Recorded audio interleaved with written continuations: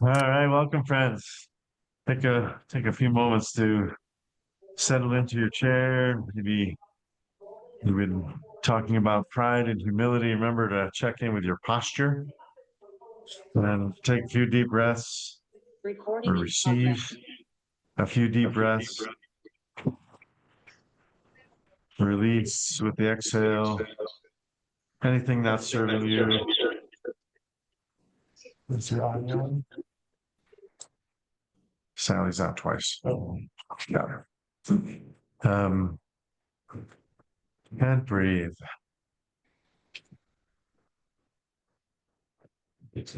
Notice the expansion and contraction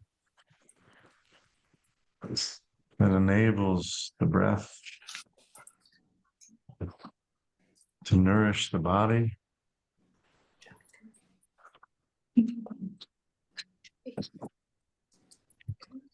And our ability to just witness, to watch the body breathe without needing to control it, direct it.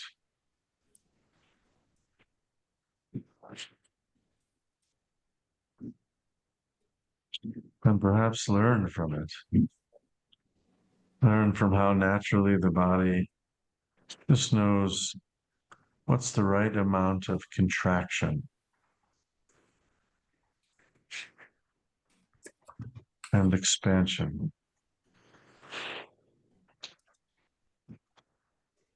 How to move from expanding into the space to contracting, to taking up less space.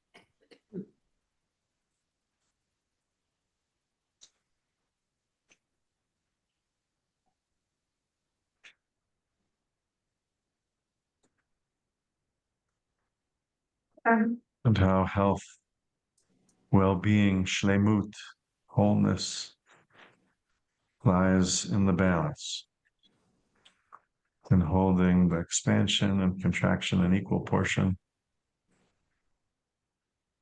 of moving fluidly between one and the other.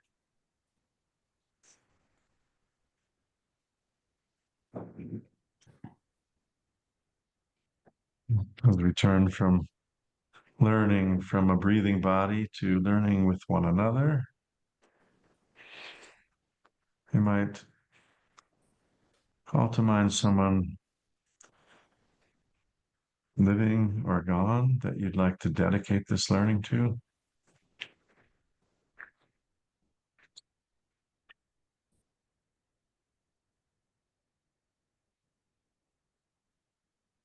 And I'd like to dedicate it to the memory of Ellen and Marty Diesenhoff,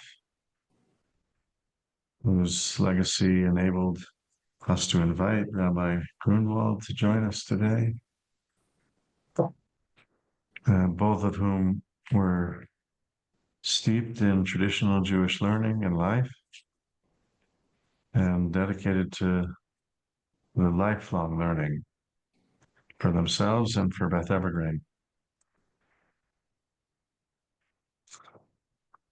We'll seal that intention with our blessing. Baruch atah Adonai Adonai, Eloheinu melech melech haolam haolam, asher asher kidshanu kitshanu mitzvot b'mitzvot, v'tzivanu b'anu, asok l'chok b'divrei Torah. All right, so those of you who haven't met Rabbi Salomon Gruenwald, who has been a rabbi here in the Denver area for some 16 years, for many years, all of that time, essentially, until this past year. So a rabbi at the Hebrew Educational Alliance, the largest conservative synagogue in the Rocky Mountains states, I think. Mhm. And this here is our guest, our scholar in residence, and I'm glad to have him here join our Mussar group. And feel free to share more about yourself if you like. I will turn it over to you. Thank you. Thank you, Rabbi Jamie, and again to the Diesenhoff family for sponsoring this Scholar in Residence weekend. Today we're continuing the topic that you all have been learning on anava, on humility. And we're going to explore a little deeper as we continue to deepen our understanding of this concept, because I think it's something that many of us struggle with. When Rabbi Jamie asked me to be a scholar in residence, I have to admit, my first thought is, who am I to be a scholar in residence, right? But then, who am I not to? Right? I am a rabbi, and I'm learning to offer, and something to bring to a community, and it's also really a blessing to recognize that in ourselves. I think, as you've probably learned with Rabbi Jamie, that anava is not the same as shvelut. I don't know if you've learned that word yet. Shvelut meaning like being lowly, right? Which we sometimes conflate with humility. To bring yourself down, but um, really, humility is about finding the right balance between taking up too much space versus taking up not enough space, and recognizing when you have something to offer, that it's your responsibility to offer it, and at the same time, not to think that you are the only one or the best person to offer it. Because after all, we're all imperfect vessels for God's holiness.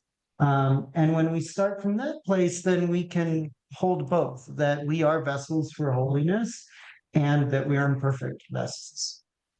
In fact, I think God might be the first real model of anava, though the Torah never refers to God as anav, as humble. But how does God begin to create according to the Kabbalistic tradition? What maybe somebody here remembers? Well, how does God begin to create?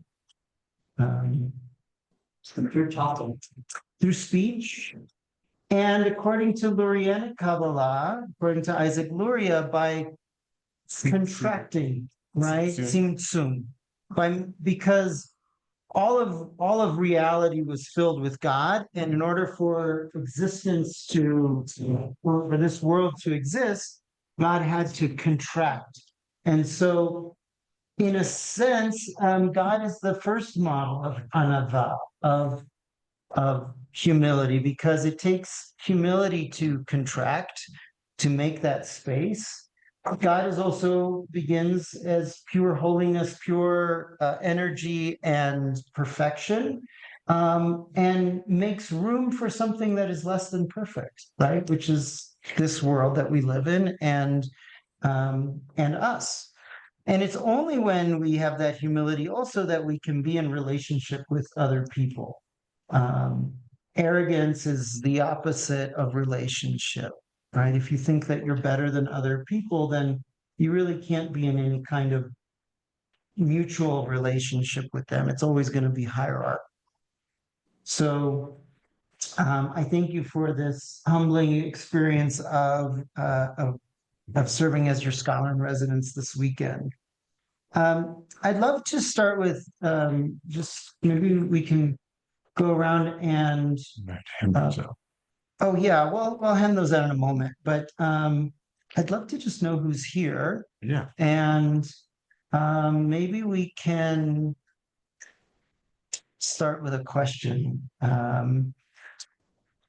You've been studying Anavana for a few weeks, I think, right? So maybe one concept or idea that you've picked up about humility, Anava, in the last few sessions.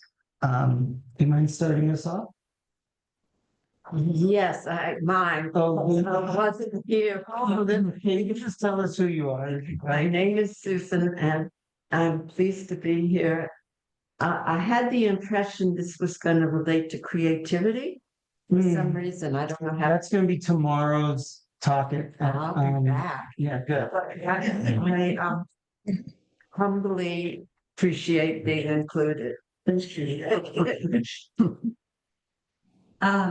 Kathy, I actually also have not been here for a week. So, I don't plead ignorance, but I can't think of anything with Yes, it takes humility to Admitting.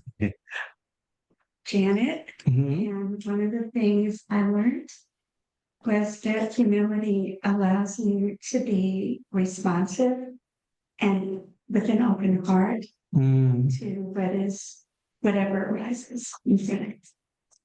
Yeah, I think the opposite of that is the hubris to believe that you can control everything, right? Whereas humility is a willingness to accept what comes. Thank you, Janet. I'm Carol, Mhm. and what's coming to mind is that humility is in the present, Mm. in the now. So can you say a little more? How Um, so? there's a vulnerability of being completely present to what is really here right now.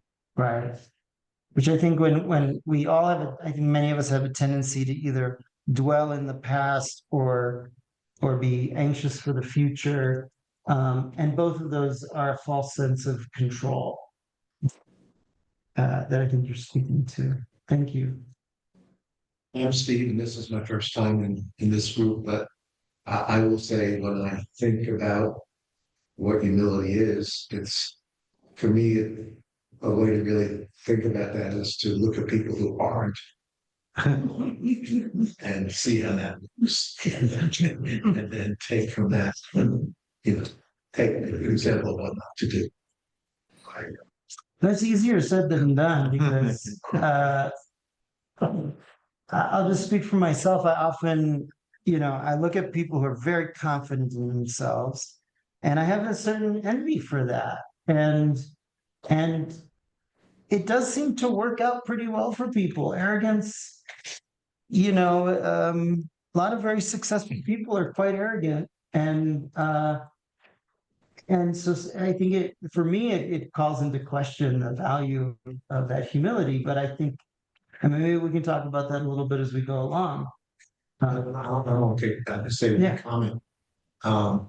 Like when you go to a doctor, some doctors are confident and some doctors are arrogant. Yes. And I'd rather go to the doctor who's confident Uh-huh. than the one. So I don't think confidence is arrogance. I mean, you can be humble and confident about the things that you know, Yeah, good point. as opposed to being arrogant about the fact that you know everything. Yeah. Yeah, thank you. Hi, I'm Jenny. One of the things that I think that I've learned about, or learning about humility is all the ways in which I find, subtle ways in which I find that I'm not. Or I learned that I'm taking up too much space. And so I've tried to couple humility. I took this from Luke a little bit, with silence so that I can listen to my inner self, I think, and know to see when I want to jump out there, when maybe I should really be quiet and listen. And I've learned a lot, and the side effect of that is tend to be kind of an anxious person, and it's helped me to relax a little bit, not feeling like I have to have an answer or whatever. So that's been very helpful to me. And I find that I personally am much less humble than I would like to be. So, thank you. I'm Robbie. I apologize for coming in late and I may have to leave early. That'll balance it out. I think there are so many characteristics associated with humility. And the one that I'm thinking of at the moment is the ability to recognize that we might not be right. And not to say, if only you weren't so stupid, you'd see it. My name's Mindy, and my takeaway is sort of carrying on from Robbie's of the ability to take responsibility when I hurt someone's feelings and to apologize without the, but you, dot, dot, dot, dot. Yeah, Get rid of the rest. that takes real humility. Still working on, yeah.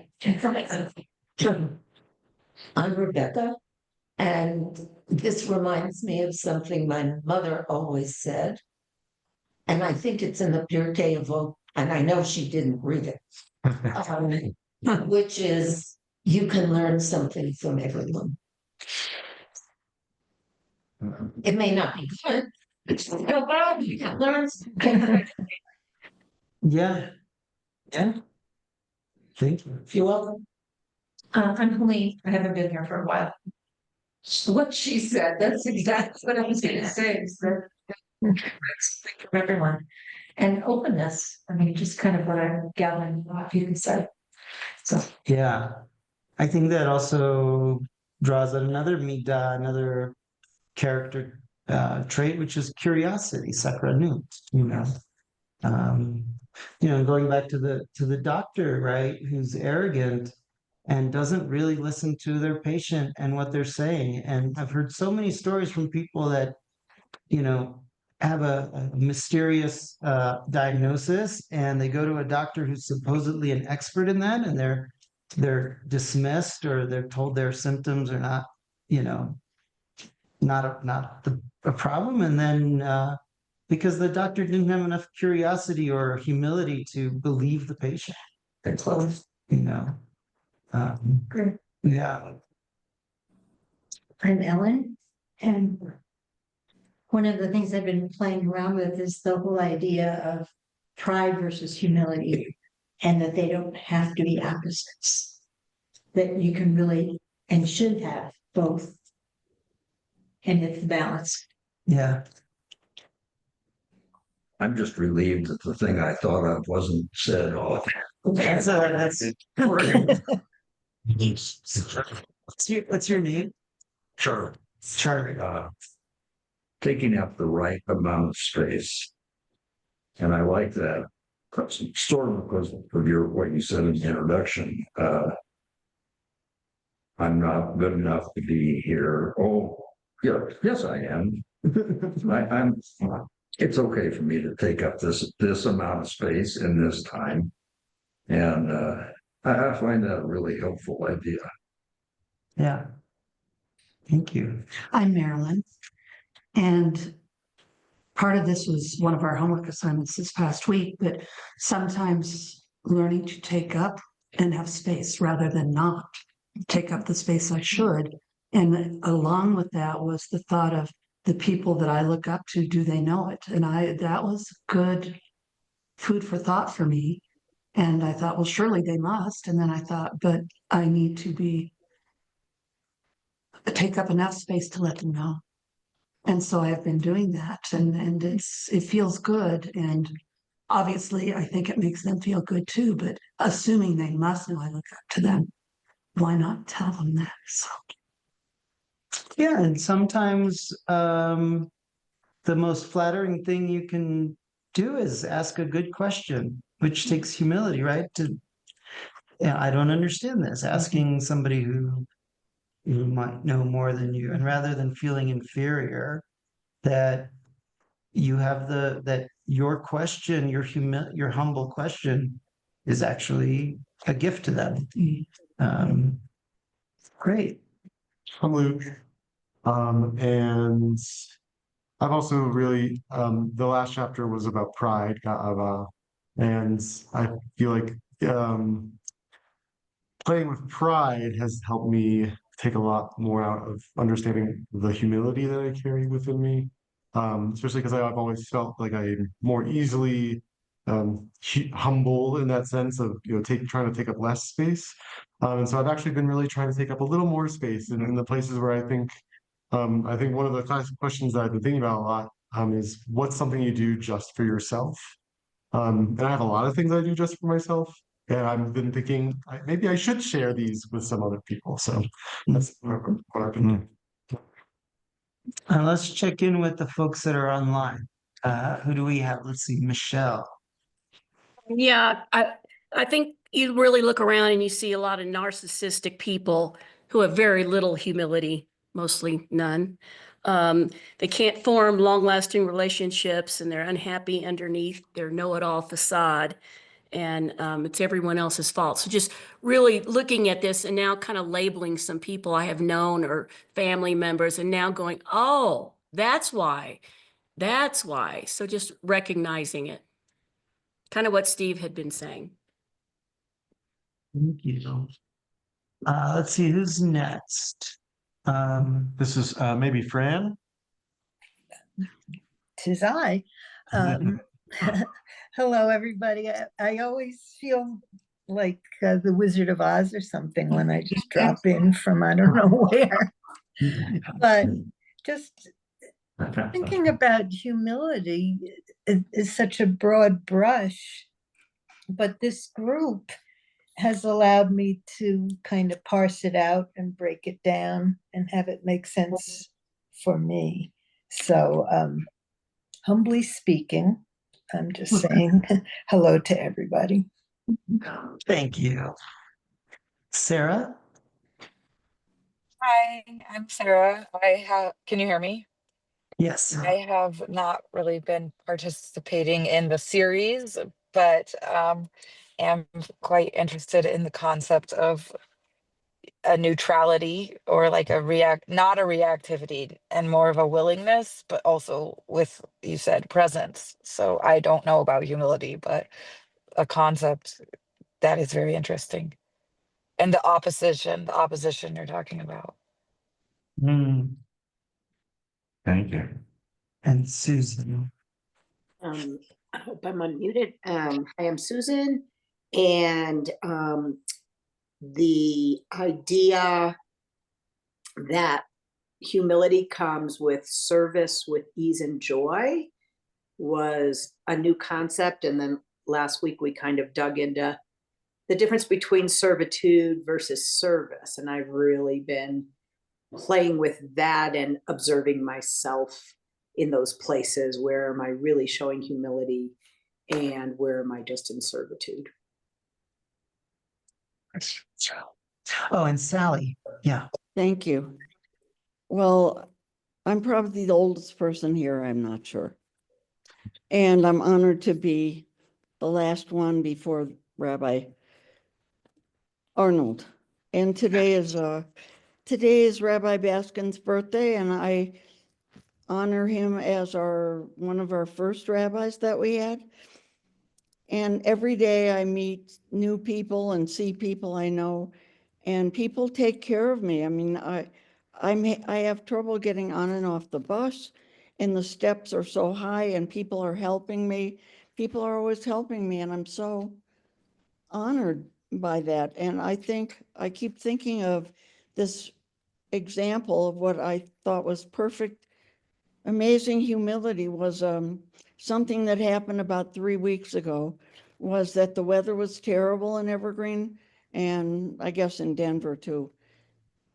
And so there was supposed to be a big event at the synagogue.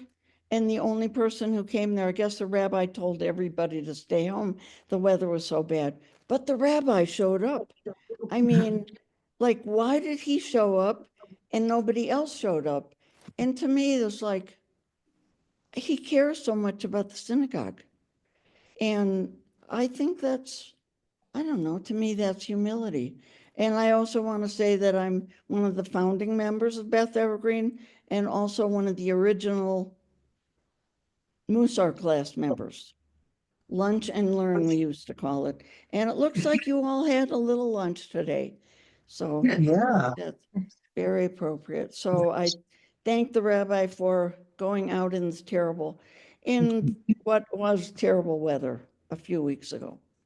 And I thought that was, I don't know, I keep thinking about that.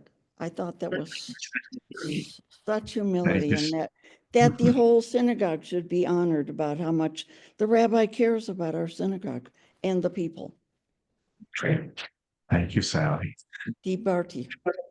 Do you want to say anything? Oh, I'm Jamie. And the sort of window into Anava that I've been playing with is the idea of accompaniment, of like an accompanist being support staff, right? Like, and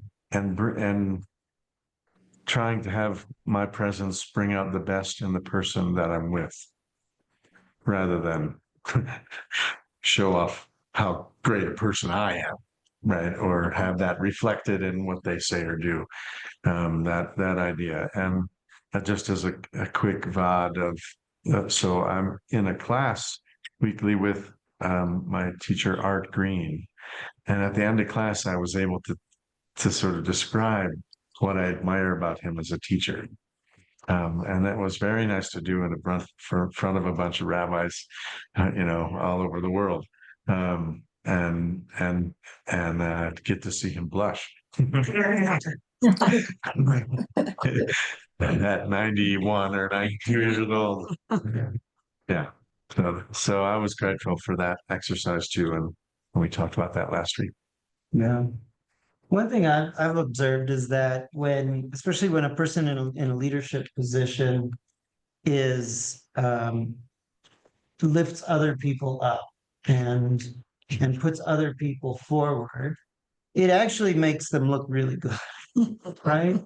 And this is the wisdom that I think many leaders neglect, right? They think that leading means being really loud, really out in front, taking the limelight.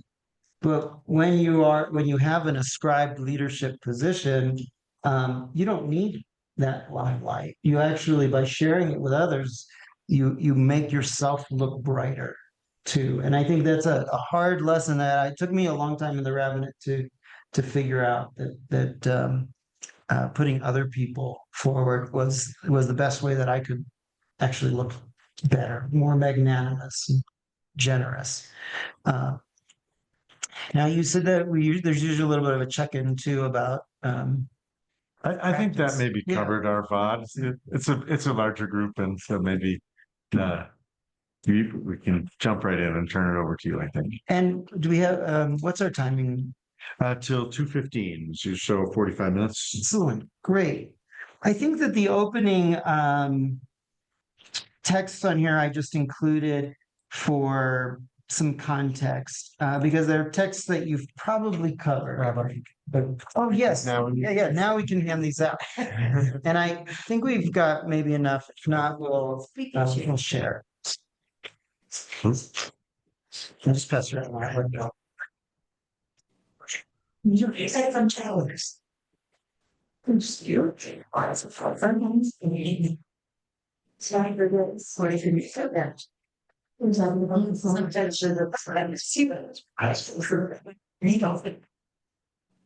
Thank you. Sal, there's a neighbor. Sal, yeah. Everything's okay. Okay.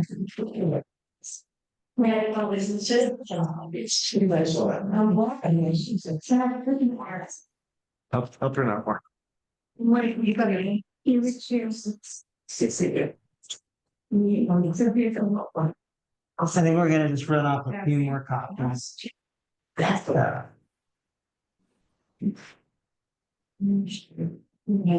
I think the first few texts are probably familiar from what I think I saw in previous lesson plans, but I thought I'd include them anyway. If we go to the middle of the page, Numbers chapter 12, this is one place where the word anava or anav comes up explicitly in describing a person. It says, "Veha'ish Moshe anav me'od mikol ha'adam asher al pnei ha'adama." Now Moses was a very humble man, more so than any other human on earth. What are the qualities that we know about Moses that make him a humble leader? It says, why can be?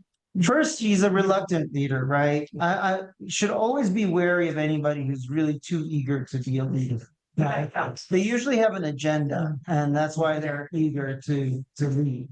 But the person that says, he was humble and in response to that call, I think is, the Midrash says that Moses was chosen because God saw that he would chase after he saw the burning bush because of a little lamb that had left the flock that he followed. And it was his concern for the weakest, the smallest, that made him a worthy leader.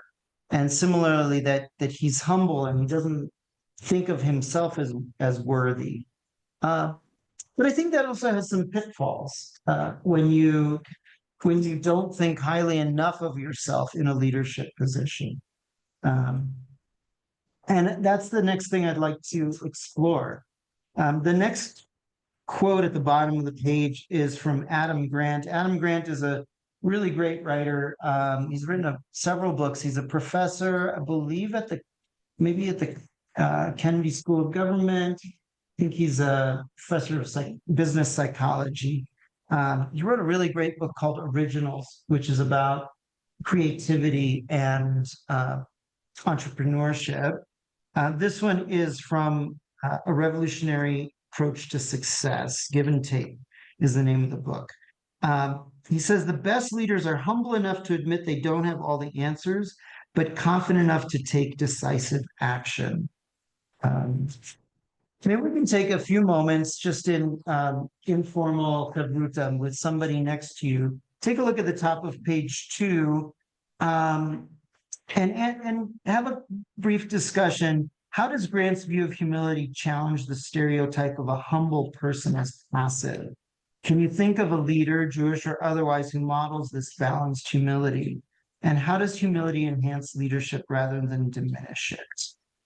So take a few minutes with somebody next to you. Yeah. Okay. So cool. And then we'll share back in a moment. Let's try. And maybe for the folks online, maybe if we mute ourselves or mute the audio, you guys can just chat with each other.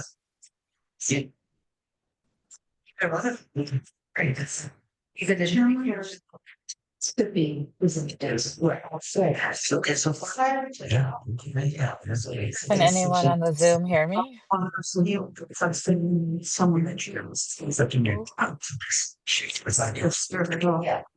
Her name is Susan Henry, and I first met her when I was teaching conference. Okay. Chat among ourselves. College. Sally, I'm Sarah, Yeah, she's and whoever else. I see someone, Susan and iPad and Michelle. Yes, I think we're supposed to chat among ourselves. And Sarah, where are you? I am in Denver today. I didn't make it there. I used to live nearby, but now live on the east side of Denver. Oh, but you used to live in Evergreen? For a period on Lookout Mountain, yes. Just recently moved to Denver, so I'm from Colorado though, and I have a 4-year-old, so don't usually get to attend things like this. That sounds. And I'm on a lunch break. But please, you guys have It's been kind of following hard to, chat I think with, taking a position of service. hearing other people, hearing the people who are at the synagogue at the moment. So, I don't know. I missed last week and I can't believe I missed last week. I totally spaced it. But anyway. I wonder if, well, I can hear you, Sally, and then the other person, I know there is a lot of background noise. Yeah, a lot of background Don't know noise. how they can say stop picking up. Oh, I think the one, the green one has to mute. I could try putting it in the chat. But this particular administration was yeah, so how would you describe the full process? Really? So Fran, how are you? Yeah. Great, Okay. thank you, Sally. Why I Yeah. mentioned it. What makes you trustful? I mean, there was 1 week that you weren't here and I'm like, They know they can rely so on. what island did Did you you go read to? Simon what I Sinek thought. wrote a book called Yeah, how Leaders about Eat Long Last? Island? I haven't read it, but I. Yeah. I don't know. I can't. Yes. Why? He wrote a book called Leaders Eat Last. Yeah, I guess we'd have The to title comes from a practice in the green. ask the rabbi Where if the officers actually he could eat last. mute That's a Beth tradition. Evergreen. I don't know if he can. sometimes they might see you, And that means that if there's not enough food for the officers. you know, making a lot of movements. I don't And know, he maybe says we in that just have book to that yell at each one of the other. strengths What of happened to leadership Michelle? Well, what do you, yes, what do you guys think of if the leader is trustworthy? Moses? Sarah. I guess you haven't. Now Moses was a very humble I hope man. if you can cultivate that trust, they will make sacrifices for you. If you show that you will sacrifice for them, you put them first and you take care of them. Then they will. I'm just amazed at how many people are there today. Give your mistake. Oh, look at, he just did it. I think the rabbi just did something, but can we still talk to Yes. each other? Yes, now they can't hear us and we can't hear them. Right. Yeah. And That's a so little it's just better. a virtual crew. And where is Michelle? Is Michelle still here? Michelle, are you still here? I think I don't know. she must have walked away or is in the she's in the bathroom or something. Do you attend regularly via Zoom? Yes. Well, when I'm back home, I'm not home. When I'm back home, I always go. And when I'm away in the winter, I always try to try to be on Zoom.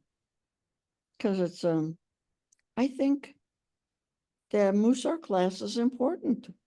What do you think, Fran?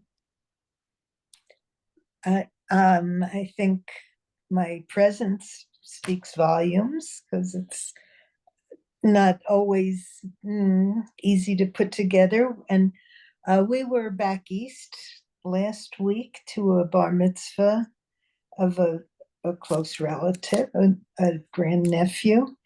And it just made me smile because, in the very early days of Beth Evergreen, I thought, we were kind of outliers in the grander Jewish community.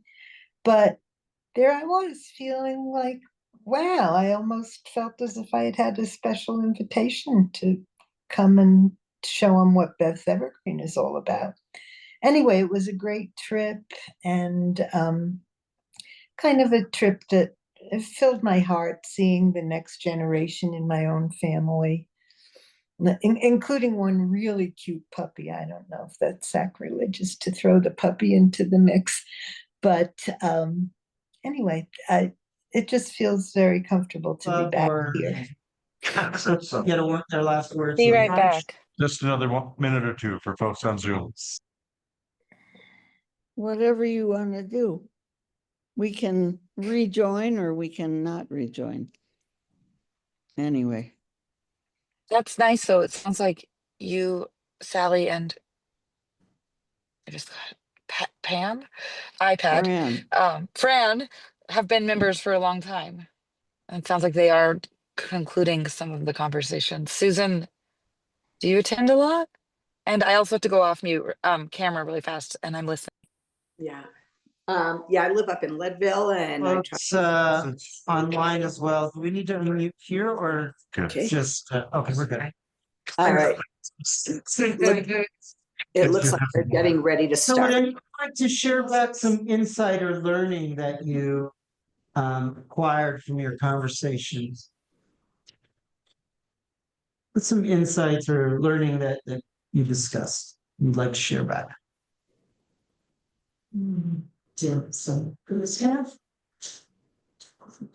We got a body metaphor that it's the I suppose it's related to the last quote of enhancing leadership rather than diminishing it, but we found that the body metaphor would be the breath, that you inhale and you expand, and you exhale and you give the other person space. So we discovered that if we could do that and think, we encourage one another to read and then listen. Nice. Yeah. Yes, thank you.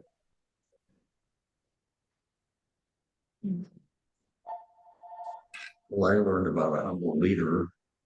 I don't remember her name, but she's in charge of the bootstrap program. And Marilyn's been on the board for quite a while, and she said she's a leader who takes in other people's ideas, but is also able to make decisions. And she's been doing that for a bit. What was her name? Susan Henry. Susan Henry. Yeah. I think the extreme end that we sometimes witness or experience ourselves is the leader who comes in and says and looks panicked, right? And says, guys, this is a disaster. What are we going to do? Okay, everyone give me some good ideas, right? That seems humble, but it actually doesn't engender any confidence. It just makes people panic. Right. Whereas the opposite end is the leader who comes in and says, okay, guys, I've got, I know where we're going. I know what we're going to do. And doesn't listen to any suggestions. The balance is to somehow hold both, that you can ultimately, if it is your role to make the decision, that you can listen to other people, take feedback, take criticism of your own ideas, but ultimately own your authority. Which is easier said than done. I've struggled with that in my own career. I tend to shy away from authority. And when placed in a position of authority, I tend to hide behind my own humility and which ends up sometimes being indecisive. Right. Yes, go ahead. One that said, says, oh, what I'm gonna do, and he's a little panicked, or she's a little panicked. It made me think 150 years ago, I was set up on a date. And it was pouring. It was absolutely pouring. You couldn't see the road. And I would have preferred a potential partner who was relatively calm and saying, and get through this, but instead, you kept on saying, oh, do it.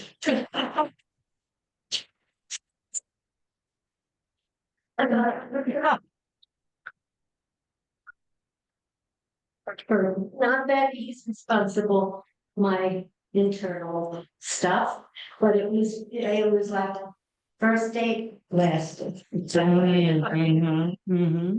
Good choice, Rabbi. Yeah. Something I've learned in couples counseling and learning about relationships and also just observing it in my own marriage is that it works really well when you can find that, like, my wife and I have noticed that usually it's, if both of us are falling apart, that's not great.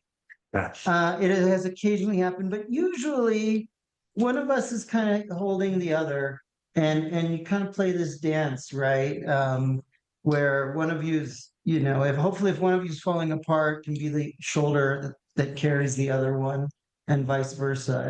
And I think a measure of a good relationship is when you're with a partner that can handle a crisis, and doesn't freak out and then become themselves a problem, right, to solve. Anyone else? Yeah. Well, I was just reflecting on the title of the book, Give and Take, which is also an improv exercise. And in improv itself, it's like an underlying foundational principle of trusting your partner to take it when you were giving it to them, and vice versa, to receive it when someone is giving it to you. And that's how you get that dynamic sort of you were just talking about with your partner. That you have to have that trust though underlying it. Yeah. To kind of tee up your partner for success. Yeah. And then if you're in the flow of it, I imagine, I haven't done a lot of improv, but that's when once you have that trust, you can go back and forth and feel very comfortable. And you start to be able to read each other, the timing and all that. Takes a lot of practice. Yeah. What's the anava in building that trust? What's the anava in building that trust? The humility. Oh, well, being able to, just let go of what you might want to say. In improv, you have to, you think improvisers just say whatever comes to mind, but you're actually sorting through a lot of things. You have to know when to speak. So I think holding your tongue and some silence.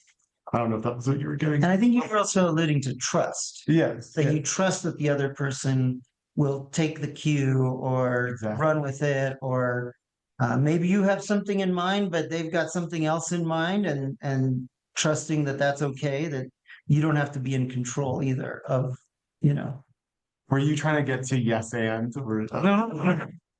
But I think we have a yes and, because I want to tee it up for Rabbi Jamie to share what we talked. It was because it felt related to what we talked about, and I didn't have a preconceived notion of what you were going to say. No, it's just the language that came to me as you were just speaking was this idea of like interdependence, like leaning into. I don't have to carry the scene myself. That it's, I think about two people, like, what's that exercise where you put your backs to one another, right? And you have to lean, or if they'll both lean into each other, or you'll fall over, both of you will fall, right? That notion. Yeah. So that feels like an anava thing too, right? Like, because it's a vulnerability, right? You have to trust, right? And be trusted. So what you're, Rabbi Jamie, is making your partner look good. So it's not just all about I trust you, but it's also I trust you and I also feed you what makes you look good, rather than worrying about, oh, I'll not look good. You make the other look good. I think that's a great thing. I think Luke segued to something that I think is more important than leadership with humility, but teamwork, which is what we do most of the time, as we're most in it. And improv is the perfect example. Like, there's no person in charge there, right? Who's directing you to do anything. In a scene, it's a pure democratic, team. And I think that's where it's more interesting to think about humility and teamwork, because the problem with leadership is sometimes you just have to, even if you're taking a guess, you have to take charge and say, do it, right? But if you're in a team mode, then the whole dynamic is, I think, much more ecumenical, if that's the right word. Yeah, or egalitarian, or I don't know what I came across recently, something that was my kids are applying to college, or they will be soon. They're in the college process. And I think it was something I was reading about success, measures of success in in college, and I remember it had something to do with like the elite schools like MIT, where my son is incredibly gifted, and like he could go to MIT if he wanted. But everything we read about MIT is that it's a cutthroat environment. It's a very competitive, everyone there was the smartest kid in their high school and wants to prove it. And that actually the schools that show the greatest success are the ones that teach cooperation, teamwork, collaboration, especially in technical fields like, in engineering and physics and things like that. Those, groups work because they have a kind of hive mind. They put their heads together. They're open to, openly criticize or question, in that scientific methodology of, testing and pushing back on ideas.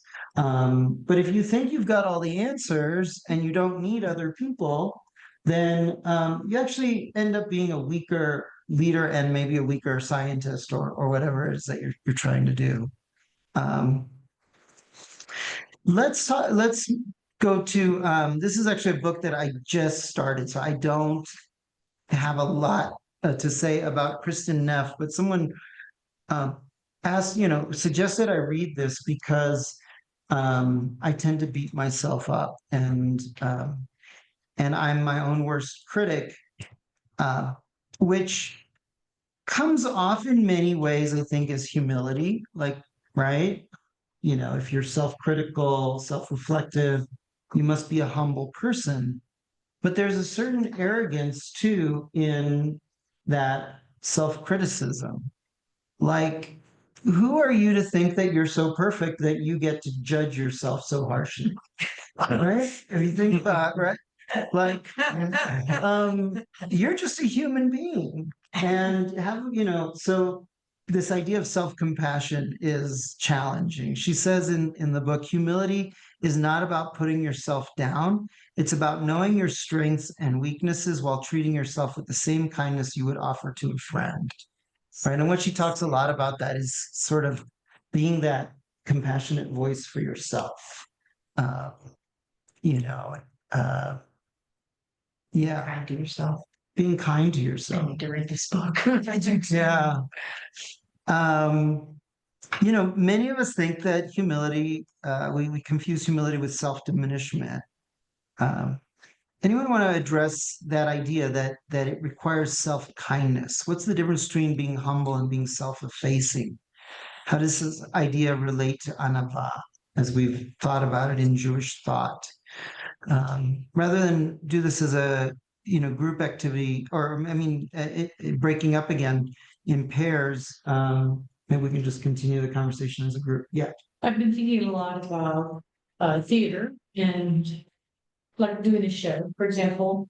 If you're the director of a show, you have to set the pace for it and set out your idea for the theme or whatever you're going to follow for the entire play. So you have an arc play. And yet the play is only as good, your play is only as good as what your cast brings to it. Because if I have let's say, Romeo or Juliet, these two famous characters who are self-effacing and they don't want to expose themselves or bring all that they have to the show. They're afraid of me as the director that I'm going to be critical of what they bring or questions that they might ask. Then I have been a bad director.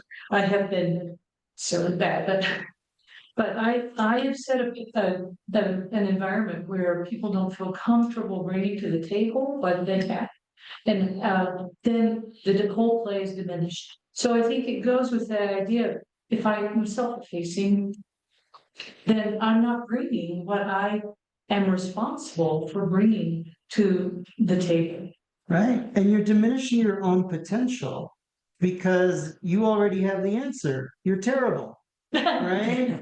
Then it actually is a barrier to improvement.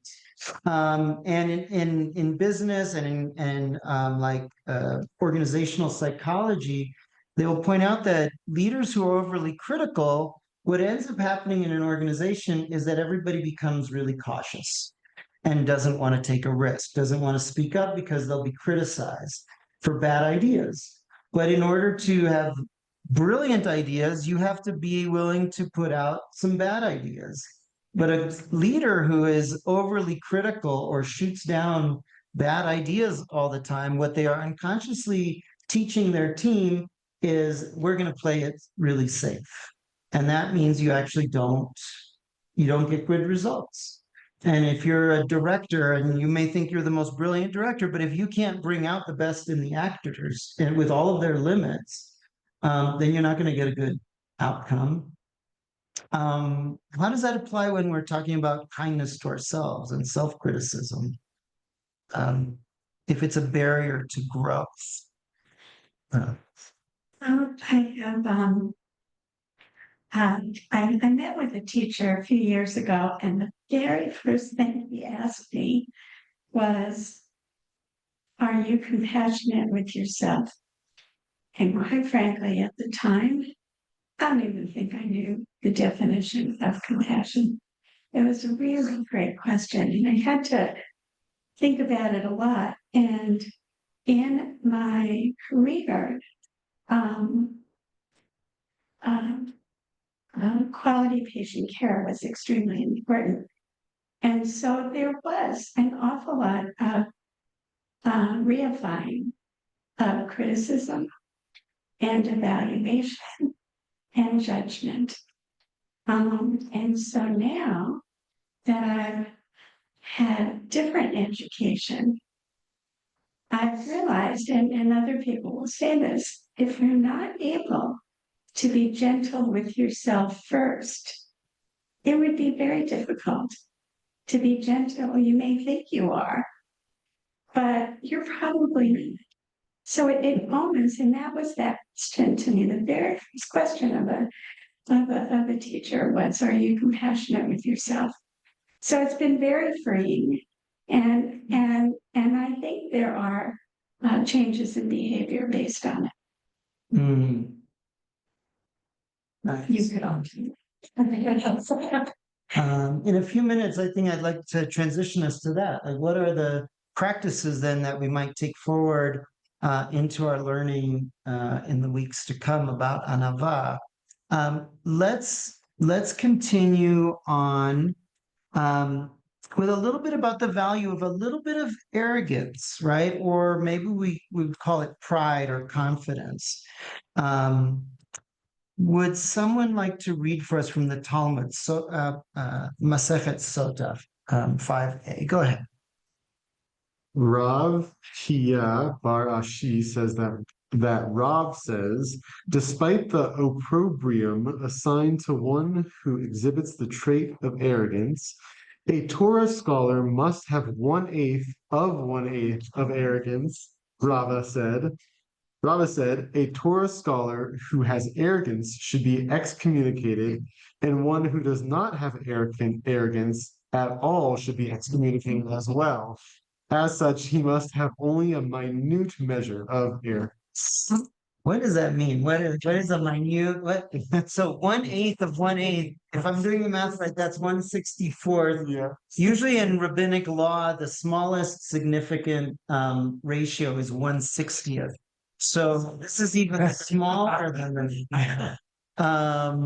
so for example, if you accidentally dropped a little tiny bit of cheese in a meat stew, if it's less than 1/60th, then it's a null. You know, that's the principle in halakha. So this is even less than that. But what is a little bit of arrogance? Yeah.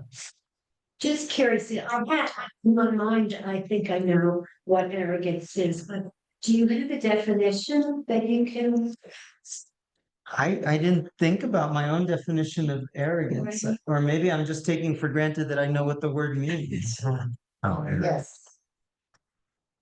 Okay, so I think having a little bit of arrogance can be important when you stand up for what you believe. When you see unkind or unjust actions and you are firm and clear. I love that. It's a little bit of what one of my teachers would call holy chutzpah. Holy chutzpah, I think you're right. It takes a little bit of arrogance to speak up when you see something wrong or a mistake, or but if it wasn't for courageous people, we would never have any change. We wouldn't have all that. It's arrogance to stand up to power and to repression. And who are you to do it? Right? Jamie used a term and it really stuck with me. Power. Yeah, speaking truth to power. And I thought, you may not remember, I hear you say a lot of things that, but truth, how courageous are we? How arrogant are we to be able to defend our position to someone who's really powerful? There was an airline crash years ago, and it was a Japanese airliner. And the first officer knew what was wrong because they got the black box. And he was trying to tell the captain, who knew what was happening, except in quotes. Right. But because of the Japanese language and the way you had to speak to the person above you, he never got the message across in time. And it was after that they said English had to be spoken. You remember that one? That's interesting. Yeah. So So there's an interesting example. Yeah. Thank you. I gotta say though, that the kind of I'm gonna call it pride, kind of pride that it takes to stand up to oppression or repression, I think is more than 1/8 of 1/8. Yeah.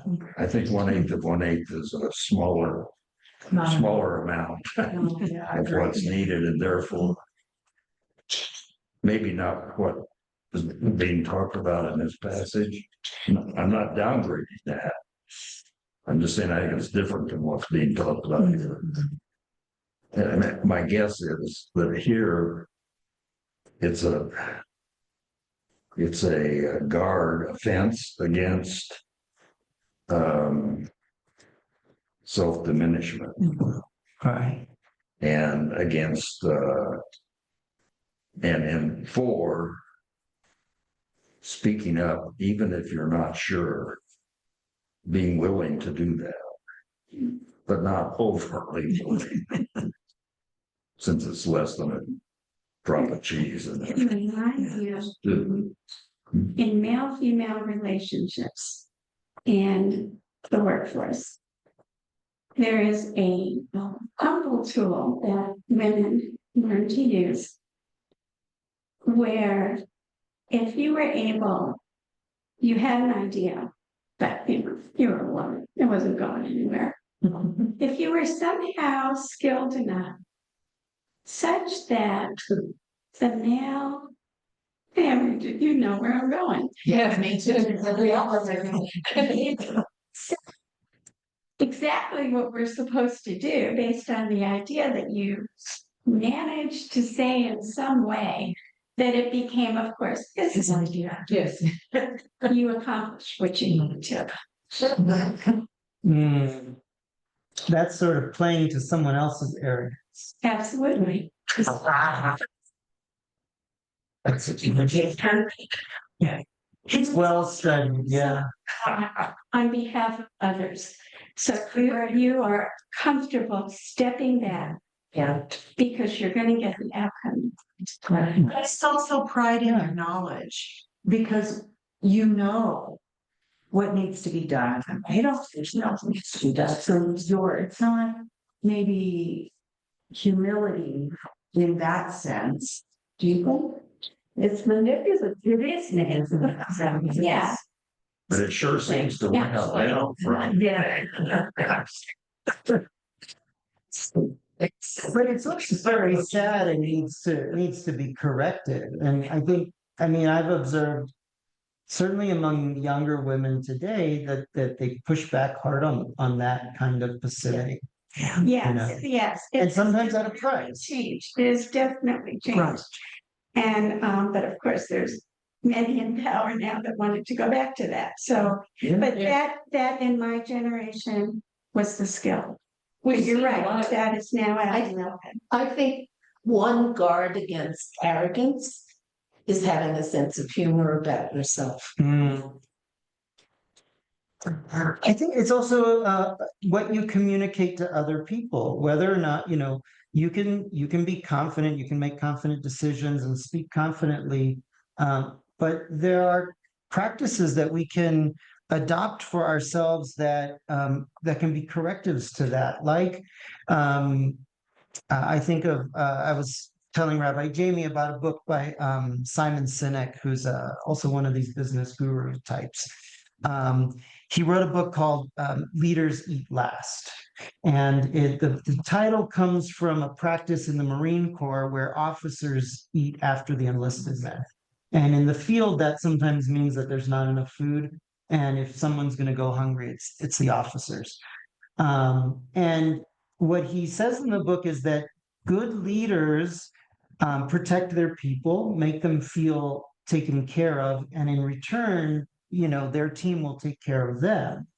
Another practice that he points to, and it's also something that's done in the military, is the debrief, right? So common military practices after an exercise or something, there's a debrief where everyone, regardless of rank, is allowed to be critical, openly critical of the operation or the exercise that took place, even if it means criticizing the leader.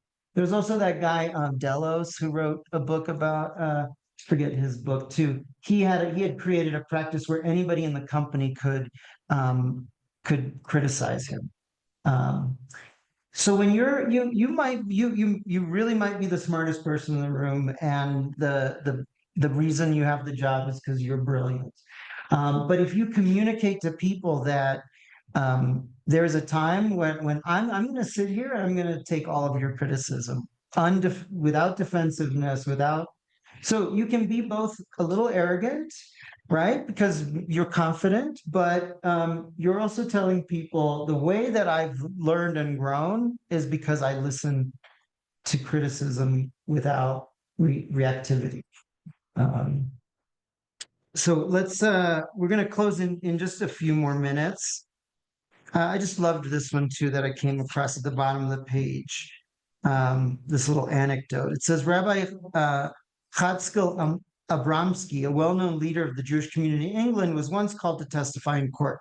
His lawyer asked him, Rabbi Abramsky, is it true that you are the greatest living Jewish legal authority in Europe? The rabbi replied, yes, that's true. At that point, the judge interjected and said, Rabbi Abramsky, is that not rather haughty of you? I thought your laws and ethics teach you to be humble. To which Rabbi Abramsky responded, I know we are taught to be humble, but what can I do on my own? I think there's a time and place to say, I actually do know what I'm talking about. I think this is going back to the gender dynamics too. It's not uncommon in group situations where a less qualified man feels much more qualified to speak over and above a more qualified woman. And sometimes it's okay to say, you know what, I have a PhD in this. I know what I'm talking about. And to do otherwise is actually a disservice, because I don't know what he was testifying about, but maybe he is the expert in that topic and he has a duty to speak to whatever the situation is. At least he's honest. Yeah. Yes. Right. Only under oath. All right, let's I'd like to get to practices. And so I want to defer to you, Rabbi Jamie, about how we kind of frame our VOD, our taking home of these practices. I put some things down here that I thought were some, some good suggestions, but how do we like to end the class? Well, I turned over to that. Maybe we can brainstorm aloud from what you've heard, without looking at Rabbi Grunwald's suggestions for practices. Yeah. From what you've heard, like, right, because we heard in the go around about defining anava. Sometimes that means taking up more space than you've been. Sometimes it means taking up less space, right? Everything is situational, right? So, so we're each going to have a different practice, right? Was it Alan Ernest who said, only you can, grow your soul, but you can't do it alone, right? Your curriculum is unique. So unique to you. Was there anything that sort of left off the page, Carol? This last piece of discussion made me think about the two slips of paper. Well, is it one of the? Yeah. Reality is it's one of the idea of holding the world is made for me. This moment is made for me, in the right amount. Yeah. What I've always wondered about that story is how do you know when to reach into their pocket? How do you really know? So what's the practice that precedes that? Well, the trust that I'll reach into the pocket not knowing which one's going to come out. And I'll pull out what I need. And even if it is a moment where I would say, I really need, the world is made for me, and I get maybe dust. I will learn from that. Well, maybe the practice is that moment of checking in with yourself, right? And asking the question, oh, is this too much, too little? Yeah, thank you. Maybe in every moment, we can use either one. Mm-hmm. Because we have to challenges to hold opposites, right? Yeah, I think the practice is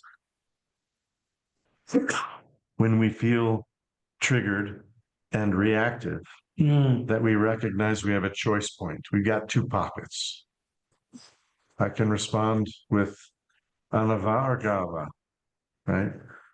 And that's the choice point, right? So that's, so the point is to know that you have two pockets and not just one elbow, reaction. Looks like Sally has. Is it okay for me to speak now? Hello? I'm not on mute. So Go ahead. what I think is that it's important to acknowledge people. And so, where I live, everybody says hello to everybody. Everybody says buenos dias, buenas tardes, all those kinds of things. And please, por favor, gracias. Just everybody acknowledges everybody. And I think that's really important. I really like it. And when I come back to Evergreen and I go to King Supers, I continue to say hello to people. And a lot of people look at me like, do I know you? I don't know. And I think it's, people say that the country's gotten a little cold and standoffish, and some of the things that Michelle said, it's like, I don't know, you don't really know. You don't need to know what somebody thinks about you, but I think it's important to acknowledge other people, and it's kind of a teamwork, a leadership thing, maybe. And everybody and people acknowledge you back. It's a nice way to live. And if we if there was, a lot more empathy and a lot more humility among people, I think it would be a better world. Thank you, Sally. And That's such please a. don't stop at 2:15. I think you can hear me okay, right? We're on that. Oh, okay. Such a maybe simple and profound practice is to be the first one to extend a greeting, right? To initiate a greeting. And think about it like if you think, you're the top dog, then you wait to be greeted. You'll call me if you want to talk, right? But by initiating the greeting, it's vulnerable because they might say, like Sally said, "Who are you? I don't know you." So it is putting oneself in service, right? Yeah, it's a lovely practice, Sally. Thank you. An insight that I've gotten today for the first time, I don't know why, because it's been fairly obvious. That not a lot is about mutuality. It only happens when you're with other people. Yeah. So when the taking up the right amount of space is group dependent. So I may not take up the right amount of space in this environment, but I might in this one. And so my practice is going to be paying attention to the different environments I'm in and how I'm choosing to take up however much space I'm taking up. So that's great insight that unlike other qualities, well, I don't know, maybe it's true for all midot, but this one is dependent on relationship. Yeah, it is. Arrogant all by yourself on a deserted island is irrelevant. Yeah, I don't agree. I want to challenge it too. Due respect, Charles. Hello, hey. There are people who live with self-criticism. They criticize everything they do. No one with no audience. That's how they live. Yeah, that's what I was gonna. I mean, I feel like I take up a lot of space in my own mind when I don't need to. Right? I mean, that's a mental health thing, but that is my reality, right? I mean, I have to sometimes be like, this piece of me does not need to take so much space. Like, oh, so. Okay. But yeah, they both exist. That's all true. So A was what I said. B is how does the neshama take up the right amount of space in my psyche? Better? Yes. Good job. Yeah, We've talked about. I was just going to say that kind of self-criticism can also be a sort of very self-indulgent kind of you're just kind of obsessed with yourself, right? You're really actually in your own head and not thinking of other people. Sorry, go ahead. Yeah, and we've talked about all the midot are relational, but they're intrapersonal relationships too, right? It's not just interpersonal relations. So that's why we've been talking about having a practice that is interpersonal, like a mitzvah practice, like noticing who's in the space around me, how do I, or for my practice of trying to accompany who I'm in the presence with, right?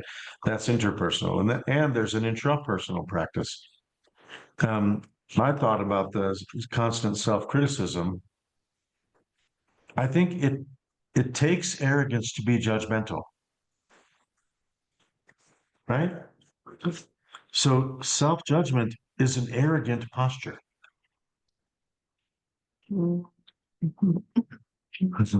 And also, if I can, I feel like if you're in a public space and you're doing that, it's like you're asking for someone to say, oh no.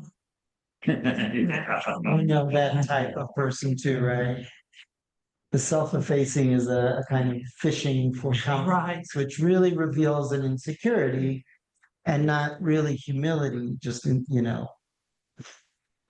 yeah. That's interesting, yeah. A practice from the self-criticism piece and sort of what we're talking about. I practiced a few years ago, your word was love. And so I was practicing self-love, which I think can be substituted with self-compassion. I really thought about how, what I say to myself is a way to act in love or not. And so very intentionally telling yourself things that you love about yourself, or, feeding those things into your thought patterns. And then a second one that actually came from, I think, our reading last week was bowing to other people, like actually just bowing to other humans or spaces or whatever it might be. I find that to be a really powerful physical embodiment of. Nice. We've got a term that's often used by other teachers is you imbue the mind with loving kindness. Imbue the mind. And it, for me, it just like, oh, there's no space then for anything else. It looked into something like that. Yeah, I did like the imbue. I think this is a good place to close with. Was there another hand up? Did you have your hand up, Robbie? You want to start it? Well, I was just gonna say, Go ahead. I don't mind just, I'm going to say. I think most people have that gremlin voice every now and then, at least every now and then, some all the time, and I think that we have a responsibility to love ourselves. I think it's an ethical responsibility for lots of different reasons. I used to call people when I was really insecure. I would call people that I didn't owe money to, say, what do you love about me? And then I go,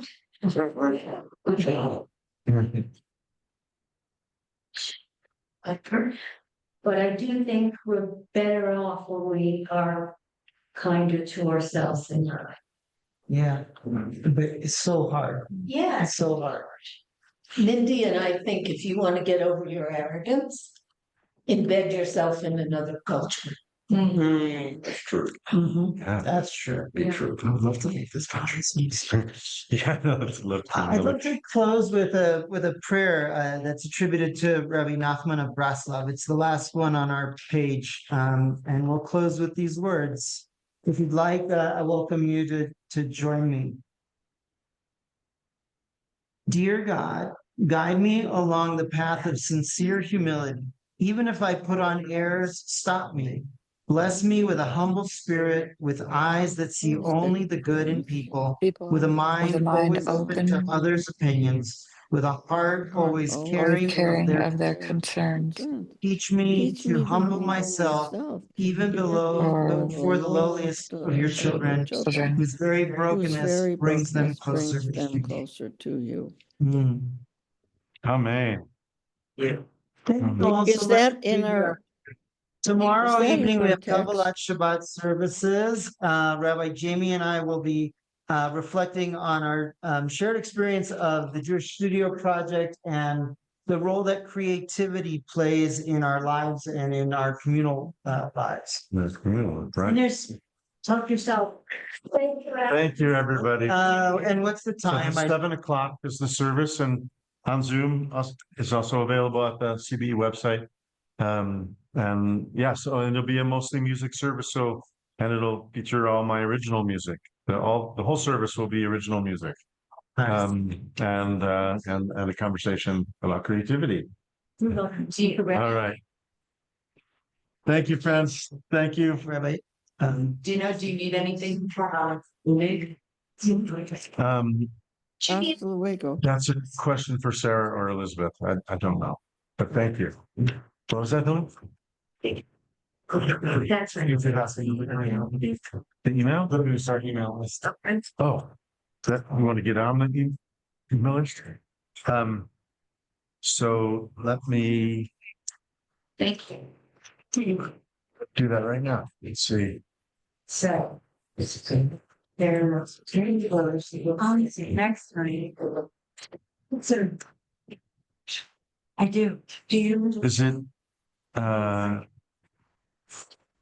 what's the email? Text now. And how many? Okay, got it. This is for sure. Okay. The beaver's so awkward, we're like, all I'm gonna here. Uh-huh. Thank you. Oh, of course. Great to have you here. Yeah, good to see you again.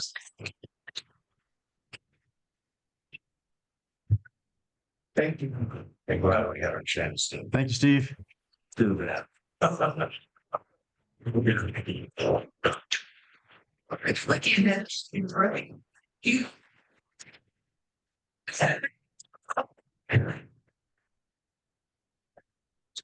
Yeah, I have Joey's milking and playing and doing it away.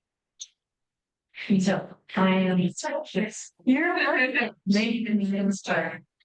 She seriously or saying.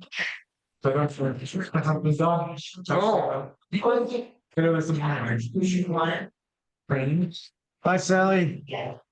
I would just wanted to see who was there. I was just looking closely since I couldn't yeah. tell. So that's Really come- nice. Yeah, It's a they had big nice group crowd. of- Yeah, there were Looks like 14 or 15, 16 of us or so. Yeah. Sweet. All There. right. Take care. Yeah, that was Nice nice. contributions today. And then tonight, there's something else on Zoom? Is it Well, tonight this or one- tomorrow? She just came by. Tomorrow night for the service is on Zoom. Something with Rabbi Gruenwald, not tonight? Not Oh, I tonight. thought it was. Okay, Tomorrow night. okay, All what's right. the weather like there? Science. Is there a lot of snow? It's kind of overcast and cool, but modest. And so did you get sunburned? I did not get sunburned. It was snowy, snowing like crazy. You're so lucky. Take care, Sally. I gotta run. remember the days. Okay, bye.